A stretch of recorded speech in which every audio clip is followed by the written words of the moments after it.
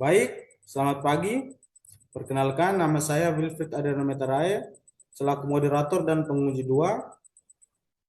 Pada kesempatan kali ini, saya akan eh, memandu jalannya seminar hasil dari Saudari Teresia Dewi Sri Rae dengan judul penelitian kualitas infrastruktur jalan terhadap aksesibilitas masyarakat Desa Elnasi. Pada kesempatan berikutnya, saya berikan kepada pemateri untuk memaparkan materi seminar hasilnya. Baik, di sini saya akan membawa materi tentang kualitas infrastruktur jalan terhadap aksesibilitas masyarakat Desa Oelnasi. Yang pertama, kita masuk pada latar belakang bahwa infrastruktur adalah fasilitas fisik yang dibutuhkan pemerintah untuk mendukung layanan publik dan tujuan sosial ekonomi. Kualitas infrastruktur, terutama jalan, sangat menentukan aksesibilitas masyarakat terhadap layanan dasar. Aksesibilitas mencerminkan kemudahan suatu lokasi dijangkau sehingga infrastruktur berperan sebagai penghubung penting menuju kesejahteraan masyarakat. Nah, dalam latar belakang ini memuat yang namanya state of the art. Yang pertama, normative gap terlihat dalam penelitian sebelumnya oleh Vina Maria Omposunggu 2019 membahas dampak pembangunan infrastruktur terhadap pertumbuhan ekonomi desa. Sementara lalu Mamo dan Nassar Fajri 2017 menyoroti pengaruh infrastruktur terhadap kesejahteraan masyarakat dengan memperhatikan partisipasi masyarakat. Adapun Wulan Puspita Dewi 2023 fokus pada pengaruh infrastruktur jalan terhadap UMKM desa. Namun, masih sedikit penelitian sejauh pencarian peneliti yang secara khusus meneliti dampak kualitas infrastruktur jalan terhadap aksesibilitas masyarakat, khususnya di Desa Oelnasi. Oleh karena itu, penelitian ini bertujuan untuk mengisi kekosongan tersebut dengan meninjau pengaruh infrastruktur jalan terhadap aksesibilitas di bidang ekonomi, pendidikan, dan kesehatan. Yang keduanya, empirical gap, di mana pemerintah daerah belum maksimal dalam menangani kerusakan jalan. Di Desa Welnasi, Kecamatan Kupang Tengah, karena keterbatasan anggaran dan fokus pada pembangunan jalan utama. Aspirasi masyarakat desa sering diabaikan, meskipun infrastruktur jalan sangat penting untuk menunjang aktivitas ekonomi, pendidikan, dan kesehatan. Menurut Undang-Undang Nomor 23 Tahun 2014, desa memiliki kewenangan untuk mengurus kepentingan masyarakat, namun kondisi jalan yang rusak parah, terutama saat musim hujan, masih belum diperbaiki. Nah, di sini terdapat data Kompas ID menyebutkan bahwa warga kesulitan mendapatkan pasokan barang, sementara pedagang dari luar tetap masuk meskipun jalannya rusak. Nah, di sini juga ada Atlas ID juga melaporkan adanya guru yang hampir mengalami kecelakaan karena kondisi jalan yang licin. Ini menunjukkan bahwa adanya ketimpangan pembangunan yang belum menjadi prioritas pemerintah daerah. Yang ketiga, kita masuk pada theoretical gap, di mana Kim dan Lee 2019 mengukur aksesibilitas berdasarkan faktor seperti ketersediaan dan kualitas infrastruktur, keterjangkauan, dan waktu tempuh. Wi dan Geurs 2014 menambahkan 4 komponen utama, yaitu tata guna lahan, transportasi, sifat sementara, dan kemandirian. Nah, sedangkan Miro 2005 menyebutkan aksesibilitas dapat dilihat dari ketersediaan jaringan jalan, alat transportasi, serta kualitas dan ukuran jalan.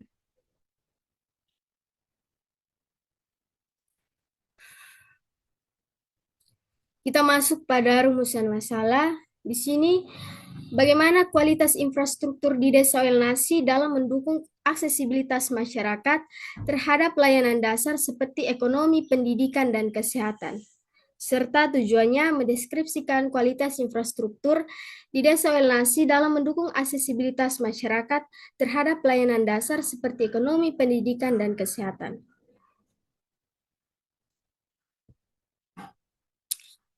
Yang berikutnya terdapat Landasan teori. Menurut Miro 2005 mengatakan bahwa teori aksesibilitas wilayah dapat diukur dengan beberapa variabel. Nah, di sini kami menggunakan dua variabel yaitu ketersediaan jaringan jalan, di mana semakin banyak jaringan jalan yang tersedia, semakin tinggi tingkat aksesibilitas wilayah tersebut. Nah, yang kedua, variabel kualitas jalan, di mana kualitas jalan merujuk pada tingkat kelayakan dan fungsi jalan dalam mendukung aksesibilitas masyarakat. Yang berikutnya adalah landasan konsep, yaitu kualitas infrastruktur jalan adalah tingkat kesesuaian dan keandalan infrastruktur jalan dalam memenuhi kebutuhan pengguna jalan termasuk keselamatan, kenyamanan, dan efisiensi. Yang kedua, menurut Jiptono 2014-159 bahwa aksesibilitas itu adalah lokasi yang dilalui atau mudah dijangkau sarana transportasi umum. Nah, di sini terdapat kerangka berpikir teoritis yang sudah digambarkan. Teman-teman bisa lihat bahwa di sini saya akan menjelaskan tentang kerangka berpikir teoritis. Nah, ketersediaan jaringan jalan dan kualitas jalan ini merupakan dua variabel pengukur sejauh mana kualitas infrastruktur jalan, yang kemudian kualitas infrastruktur jalan ini berpengaruh langsung terhadap aksesibilitas, yaitu kemudahan masyarakat dalam menjangkau layanan dasar yang terbagi atas tiga, yaitu ekonomi, pendidikan, dan kesehatan. Nah, metode penelitian di sini yang pertama, jenis penelitian dan pendekatan, di mana saya menggunakan penelitian dengan pendekatan kualitatif, di mana menggali secara dalam pandangan dan pengalaman masyarakat tentang infrastruktur jalan.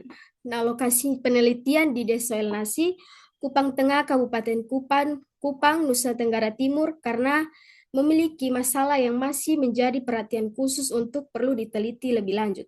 Nah, fokus penelitiannya kualitas infrastruktur jalan terhadap aksesibilitas masyarakat. Nah, di sini informan kami mengambil 10 informan yang dengan teknik pengambilannya purposive sampling.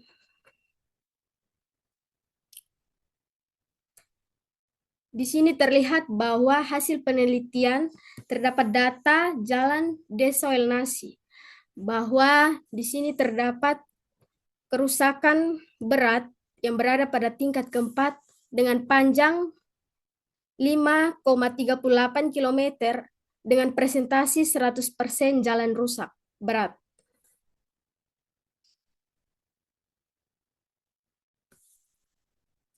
Kita masuk pada analisis pembahasan, di mana saya membahas langsung mengenai masalah tersebut dan keterkaitannya dengan variabel yang saya gunakan.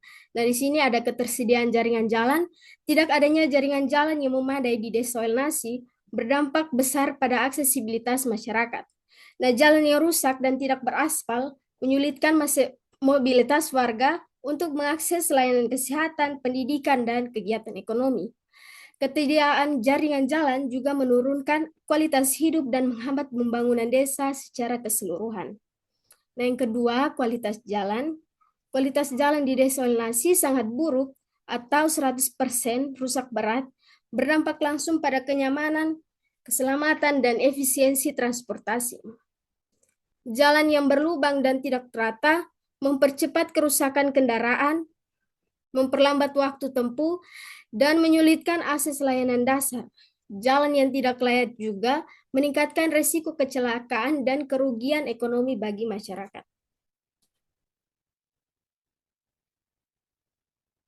Nah, dapat dilihat sendiri bahwa di sini terdapat gambar dari kondisi jalan yang ada di Desa Elnasi, yaitu berlubang dan berlumpur saat musim hujan. Nah, ini sangat berdampak pada bidang kesehatan, pendidikan, dan ekonomi. Nah, di sini saya paparkan kerangka berpikir hasil penelitian, di mana judulnya kualitas infrastruktur jalan terhadap aksesibilitas. Nah, diukur menggunakan teori Miro 2005, yaitu yang pertama, ketersediaan jaringan jalan, yang kedua, kualitas jalan. Nah, keduanya ini diukur dan hasilnya ada jaringan jalan tapi belum memadai dan kualitasnya masih terbilang rusak berat. Nah, ini sangat berdampak pada ekonomi, pendidikan, dan kesehatan. Nah, di sini dampak ekonominya, yang pertama meningkatkan biaya transportasi, dan yang kedua menurunnya pendapatan masyarakat. Dampak pada bidang pendidikan, satu kesulitan saat pergi ke sekolah dan kampus. Yang kedua, kurangnya motivasi bagi pelajar dan pengajar.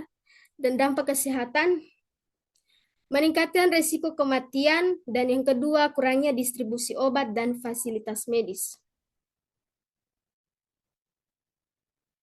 Kita sampai pada kesimpulan dari hasil penelitian ini bahwa kualitas infrastruktur jalan di Desa Welnasi ini sangat buruk dengan keseluruhan jalan berada dalam kondisi rusak berat. Nah, hal ini berdampak langsung terhadap aksesibilitas masyarakat dalam bidang ekonomi, pendidikan, dan kesehatan. Jalan yang tidak layak ini menghambat aktivitas warga sehari-hari, mengurangi efisiensi pelayanan dasar, dan menurunkan kualitas hidup masyarakat secara keseluruhan. Nah, oleh karena itu, peningkatan kualitas infrastruktur jalan ini menjadi kebutuhan mendesak untuk menunjang kesejahteraan masyarakat Desa Welnasi. Nah, sekian pemaparan materi hasil penelitian saya. Terima kasih dan saya kembalikan kepada moderator. Oke, baik. Sekian presentasi dari peneliti.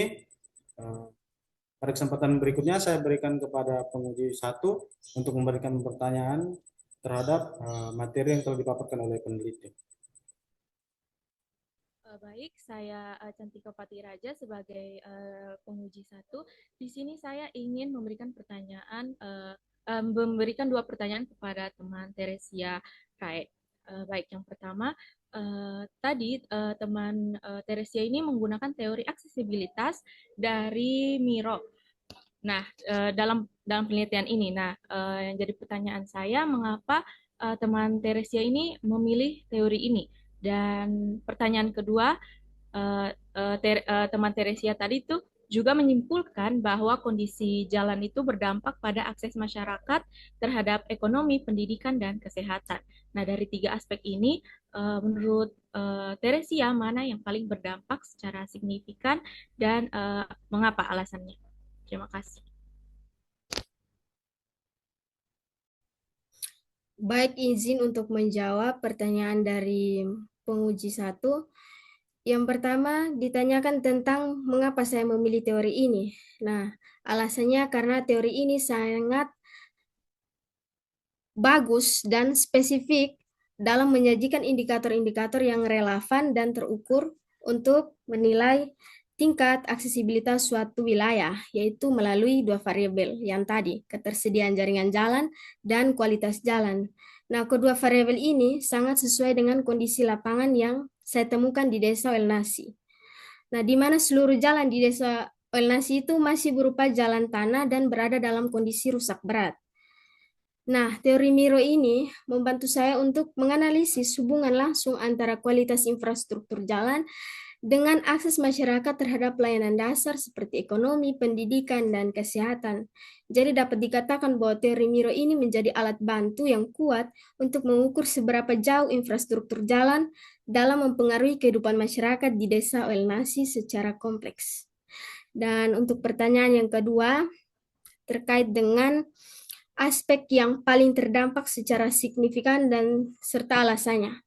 Nah, dari ketiga aspek tersebut ini, menurut hasil penelitian saya, bahwa aspek ekonomi adalah aspek yang paling terdampak secara signifikan. Hal ini terlihat jelas dari kondisi lapangan di mana masyarakat Desa Welnasi itu mayoritas bermata pencarian sebagai petani dan tukang ojek. Nah, yang pertama saya akan jelaskan tentang bagi petani. Nah, jadi jalan yang rusak parah ini menjadi kendala untuk dalam menjual dan mengangkut hasil pertanian. Nah, mereka kesulitan membawa hasil panen karena kondisi jalan yang berlumpur saat hujan, berbatu, dan licin. Ini berdampak langsung pada penurunan penghasilan petani dan menyebabkan mereka kesulitan memenuhi kebutuhan hidup sehari-hari. Yang kedua, saya akan membahas tentang tukang ojek. Nah, mereka harus tetap bekerja di kondisi jalan yang tidak aman, jalan yang berlubang dan licin, meningkatkan risiko kecelakaan, mempercepat kerusakan kendaraan mereka, dan membuat biaya perawatan motor itu semakin tinggi. Bahkan mereka tetap nekat beroperasi karena tuntutan ekonomi, walaupun mereka sadar akan bahayanya. Nah, yang ketiga, bahwa kerusakan jalan membuat aktivitas ekonomi desa secara umum menjadi terhambat, di mana pasar sulit diakses, pengusaha kecil dari luar desa itu enggan untuk masuk di dalam desa tersebut, dan distribusi barang dagang ke desa juga tidak lancar. Jadi bukan hanya penghasilan masyarakat yang terganggu, tapi juga perputaran ekonomi desa menjadi lambat. Nah, meskipun aspek pendidikan dan kesehatan juga terdampak, misalnya guru dan siswa terlambat atau pasien yang sulit dibawa ke puskesmas, tapi di sini dampak ekonomi yang bersifat lebih luas dan menyeluruh, menyentuh langsung pada mata pencarian utama masyarakat setiap hari. Nah, inilah yang membuat saya menyimpulkan bahwa aspek ekonomi ini yang terdampak secara signifikan. Sekian jawaban dari saya kembalikan.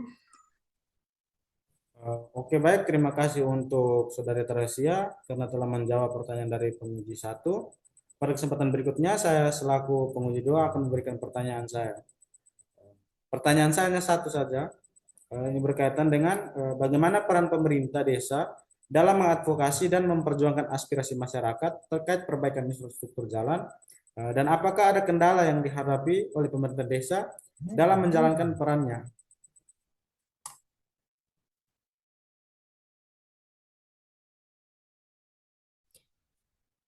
Izin untuk menjawab bahwa peran pemerintah desa atau aparatur desa ini dalam mengadvokasi dan memperjuangkan aspirasi masyarakat terkait perbaikan infrastruktur jalan di Desa Welnasi memang tergolong penting, namun masih menghadapi berbagai kendala. Nah, dalam konteks masalah ini, pemerintah desa seharusnya menjalankan fungsi strategisnya dengan baik, di mana sebagai perpanjangan tangan masyarakat dalam menyuarakan kebutuhan dasar terkait dengan infrastruktur jalan ini. Nah, misalnya pengadaan agenda khusus dalam musrembang atau musyawarah perencanaan pembangunan untuk membahas kondisi jalan bersama dengan masyarakat. Nah, kemudian dari sini ini aparatur desa harus wajib untuk menyampaikan aspirasi dan keluhan masyarakat kepada pemerintah daerah pusat sebagai bentuk dari advokasi agar ada peningkatan alokasi anggaran di APBD Kabupaten Kupang. Nah, sedangkan untuk pertanyaan selanjutnya, apakah ada kendala yang dihadapi pemerintah? Nah, saya katakan ada, karena dalam hasil wawancara bersama masyarakat bahwa kurangnya perhatian dari pemerintah daerah yang cenderung memprioritaskan proyek infrastruktur besar dan belum menjawab kebutuhan dasar dari jalan desa tersebut. Nah, selain itu, kurangnya transparansi dan pengelolaan dana desa. Dan yang terakhir, tidak optimalnya komunikasi top-down atau dari pihak atas dengan pihak yang ada di bawahnya. Meskipun masyarakat sudah menyampaikan aspirasi melalui musyawarah, namun respon dari atas seringkali tidak ada tindak lanjut. Nah, dengan demikian, meskipun pemerintah desa memiliki kewenangan untuk mengurus kepentingan masyarakat, tapi dalam praktiknya mereka terkendala sehingga yang membutuhkan sinergi lebih kuat antara desa dengan pemerintah pusat Kabupaten Kupang. Sekian jawaban dari saya kembalikan kepada moderator. Oke, baik. Jawaban dari teman dari Saudari Teresia Diwirai sangat baik. Kesempatan berikutnya saya berikan kepada penguji 1 untuk memberikan nilai beserta kritik dan sarannya kepada saudara peneliti.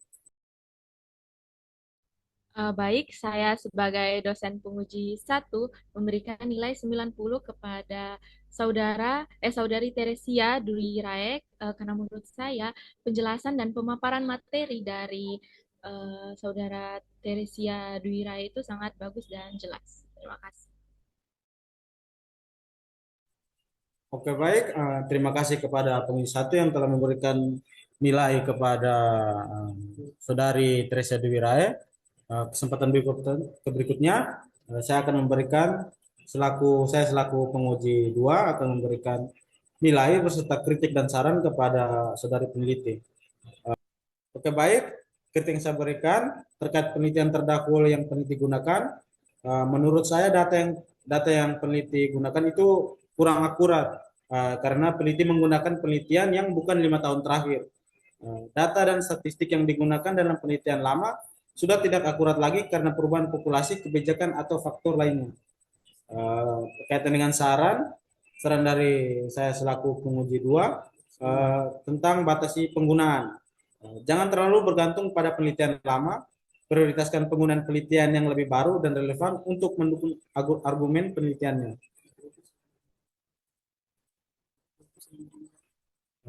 Oke, baik. Oleh karena kritik dan saran yang telah saya berikan, saya akan memberikan nilai 87 kepada pemateri. Sekian dan terima kasih.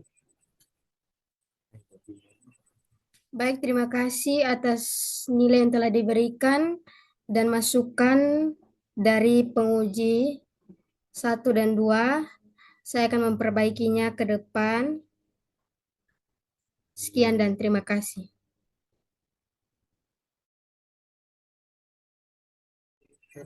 Oke, baik. Terima kasih atas partisipasi aktif dari kita semua. Sekian dari pemaparan seminar hasil. Sekian dan terima kasih.